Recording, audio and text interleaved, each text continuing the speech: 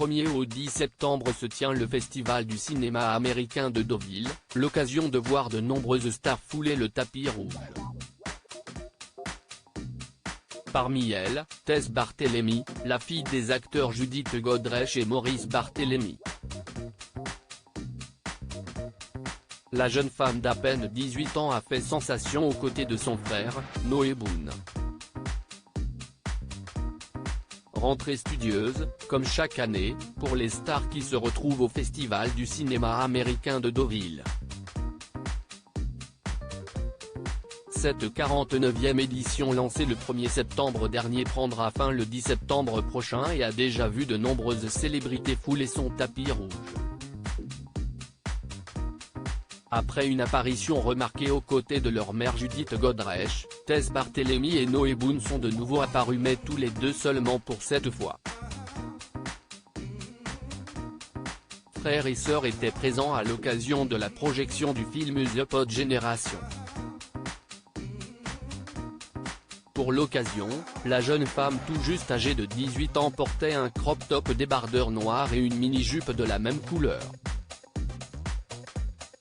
Pour apporter un peu de couleur, la fille de Judith Godrèche et Maurice Barthélémy a décidé d'opter pour une paire de sandales à talons de couleur rose avec un mini sac de la maison italienne Miu Miu assorti. Noé, quant à lui, fruit des amours entre Judith Godrèche et Danny Boone à qui il ressemble comme deux gouttes d'eau, avait fait le choix de s'assortir à sa sœur en portant un costume noir, à l'exception du t-shirt blanc qu'il portait sous sa veste.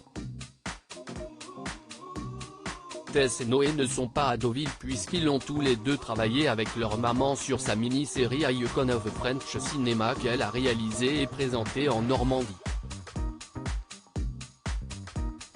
Tess joue dedans et Noé, lui, est compositeur et figure dans l'équipe technique.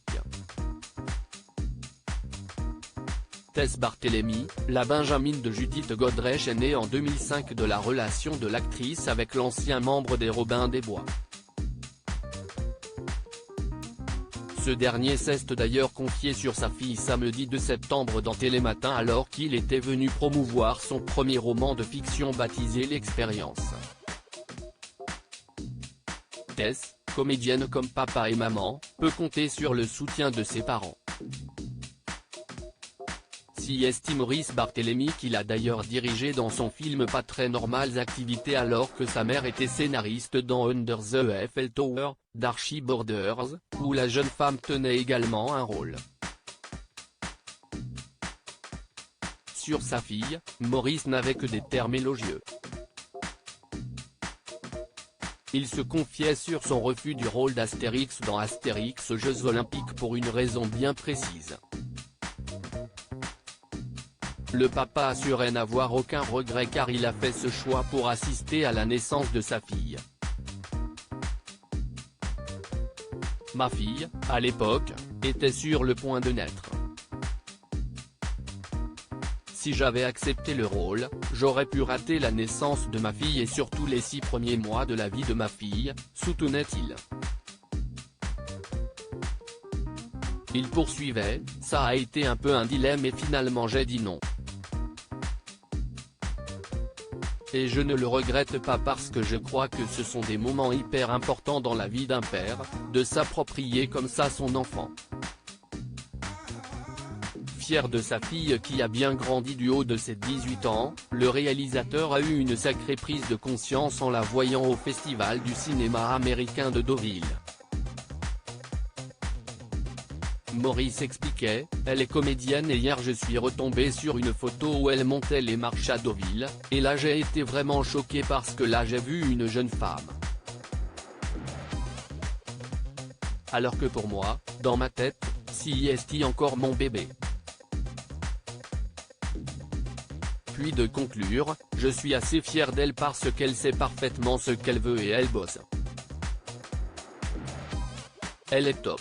Les enfants de l'actrice française n'étaient pas les seuls à fouler le tapis rouge puisque l'actrice Emilia Clarke était, elle aussi, de la partie, dans une tenue très sensuelle. À l'affiche de The Pod Génération, le film de Sophie Barth, l'actrice, qui partage l'écran avec Chiwetel Ejiofor et Rosalie Craig, portait une magnifique robe noire. Le synopsis ? Dans un futur proche où l'intelligence artificielle prend le pas sur la nature, Rachel et Alvi, couple new-yorkais, décident d'avoir un enfant. Un géant de la technologie, vantant les mérites d'une maternité plus simple et plus paritaire, propose aux futurs parents de porter l'enfant dans un pod.